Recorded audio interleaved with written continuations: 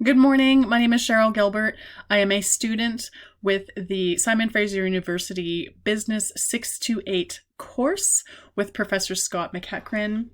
And before I start my presentation this morning, I would like to acknowledge that I am talking to you today from my home, which is located in the unceded territories of the Haisla Nation in the community that is now known as Kitimat. And this morning, I'm going to be taking the opportunity to reflect on a final quiz question with you on a topic that really resonated with me in this course, and that is thinking about how important it is to shift your financial narrative. The power of your personal narrative regarding finances is so important. The way you talk about money matters. Shifting your internal thoughts and patterns on finances and accounting matters. And it's really important to take a moment to reflect on your financial iceberg statements, your power statements, and some reframing and tool techniques that we can reflect on. And I wanted to take a moment to reflect on my personal Indigenous perspective regarding finances and accounting. The way you talk about and think about finances can impact every aspect of your being. Shifting your narrative on your financial story is really important because really it's all about you. Not only does the way you talk about money matters, but your internal money story impacts you on every level. The value statements that we assign to money influences our behaviors, and our behaviors impact our actions. In researching this quiz question or topic that I wanted to analyze, it gave me the opportunity to reflect on this concept of financial iceberg statements.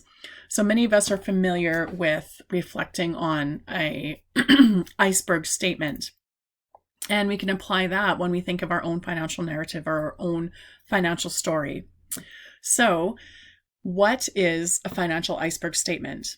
It is your personalized, enormous hidden money story below the surface of our awareness.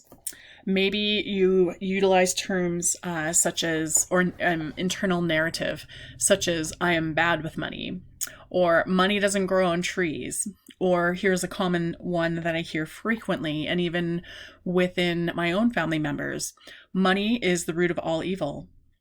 And a common thing that I hear quite often, money isn't really important to my value system. It's really important to reflect on these internal financial iceberg statements and things that are visible to you, less visible, and not visible at all, because it reflects not only on yourself, but also your position within society, community, and most importantly, your financial position, which may be financial hardship or financial vulnerability. The readings that I completed for this quiz question brought forward some tools that I thought were really interesting. One was reflecting on our own internal power statements to change our financial narrative, because really it's all about you and it's all about your life. Your power statements reflect your internalized beliefs on power, structure, and self. And the way you tell your story and internalize your beliefs influences your day-to-day actions with money. Are you stressed out? Do you feel guilt when you think of money? Is money a constant uphill battle? Does money scare you? All of these beliefs and all of these feelings will impact how you work, how you save, how you invest, and it'll influence on how you either inhibit or enhance your financial life. So how can you reframe and use tools to flip that narrative? One interesting tool that I read about in preparing for this question was the power of writing about it. Reflect, plan, and repeat. Grab a piece of paper, fold it in half, write your money beliefs in 2 lists on a piece of paper. Create one list for current beliefs and the other on what you would like to have and how you see yourself maintaining that. In your current beliefs, list all of your negative beliefs that you are self-aware of regarding your concept of money and finances and accounting. Expand them, reflect on them, and analyze them. In your second what you would like to have list, write as many positive money ideas as you can. Those powerful, positive money statements and finance statements. Reflect, analyze, and expand on them. And most importantly, repeat those positive statements daily. There's lots of tools available as well to improve literacy. Don't be afraid to ask about it. Don't be afraid to do a deep dive into your own personal financial literacy. There are various tools to learn, whether they be online or face-to-face, like some of these courses in this program, or self-directed tools. A lot of financial tools are available that are individually focused.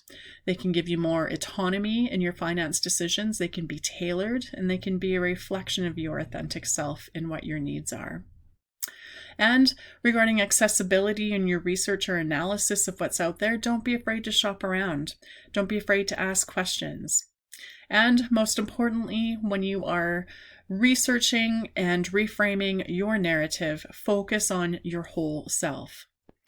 Another aspect that really resonated with me when I thought of this topic of the significance of shifting a financial narrative, as I thought of myself individually as an Indigenous woman, as a child of a residential school survivor.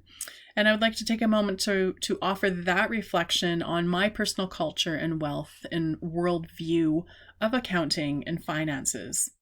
And my culture of wealth and worldview I discovered through this class is that in advocating for trauma-informed financial practices, accessible tools that can reach a variety of audiences and demographics. Education and awareness, which I think is the root of everything that is so important. And a culture that is really focused on a holistic state of well-being and true poverty reduction. It's imperative that financial institutions and financial practitioners, as well as individuals personally, myself individually, must reflect on wealth and wealth distribution, colonial constructs regarding power, wealth, and power that have deeply impacted myself as an Indigenous person. And those impacts deeply influence social well-being, financial health, literacy, awareness. For too long, a monetary compensatory approach to the purposeful colonial impact of Indigenous rights and title, health, safety, and livelihood has been detrimental. And I know that compensatory or monetary approach has really influenced how I perceive money and finances and accounting. The scope of changing the financial narrative for Indigenous peoples in Canada is very complex, and it requires Indigenous executive leadership in partnership with accounting allies, such as Simon Fraser University, to create an equitable and more sustainable future. And most importantly, I hope that whoever is watching this, and if ever this is shared publicly, that people realize it's all about you, and that narrative and that shift begins with you. And as I close up this reflection for this quiz question, I just want to state I realize, and I hope that I make others as well to realize, it's okay to think about money. And again, reflecting on how important reconciliation through economic development is, and again, reflecting on how important education and awareness to achieve that is. The Honorable Justice Murray Sinclair, who was the chair of the Truth and Reconciliation, pointed to education as a key to reconciliation as well, and noting how education got us into this mess and education will get us out. And some of my closing comments, I want to extend a thank you to Professor Scott McEachran and our TA, Erica, who were amazing. We couldn't have done it without you. And you helped me shift my internal financial narrative from this stressed out, beat up chicken, maybe, to embracing a new perspective and a growth mindset of finances and accounting. So I survived, I shifted my narrative.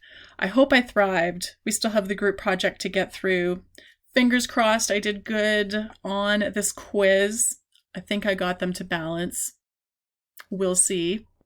And of course, here is a snapshot of some of the sources I used in my research and some images in this presentation. Thank you.